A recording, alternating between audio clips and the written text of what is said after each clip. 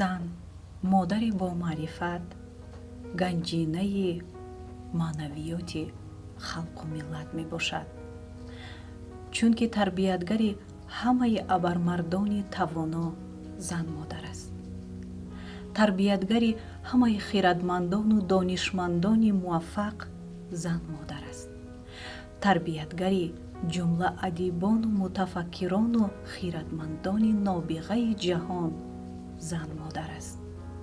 дар баробари ин зан модар равшанидиҳандаи хонаву кошонаи ҳамаи мардҳои комёбу муваффақ мебошад.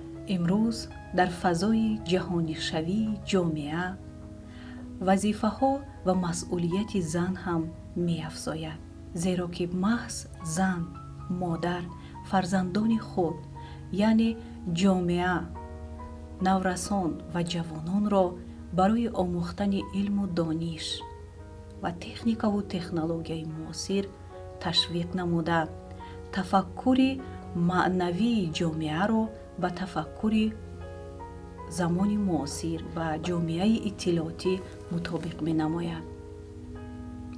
чуноне ки асосгузори сулҳу ваҳдати миллӣ, пешвои миллат, президенти кишвар муҳтарам эмомалӣ раҳмон таъкид намудаанд, зан ҳамчун як шахсияти фарҳангсозу тарбиятгар агар худ аз ҷомеа, аз ҳаёти воқеӣ бохабар бошад, фарзандон, аҳли хонавода ва пайвандони худро тарзе тарбият менамояд ки онҳо низ ҳамқадами ҷомеа буда ба дунёи пешрафта гомҳои худро муваффақона мегузоранд.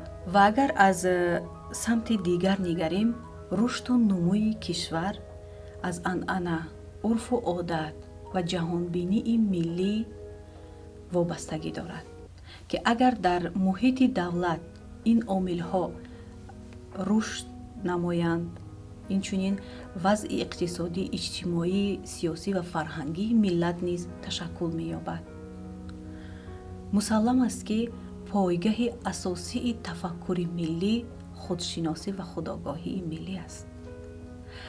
ва худшиносии миллӣ аз таърих, фарҳанг, ифтихори миллӣ сарчашма мегирад ва маҳз модар аст ки ба фарзандони худ аз самими қалб ва бо муҳаббати тамом худшиносиву худогоҳии миллиро тарбият медиҳад ва меомӯзонад. бинобар ин рисолати асосии модарони тоҷики имрӯза бо маърифату хушахлоқ, хиратманду ҳушманд будан аст, то ки ба ҷомеа, ба халқу миллат фарзандони муваффақу комёбро пешкаш намояд.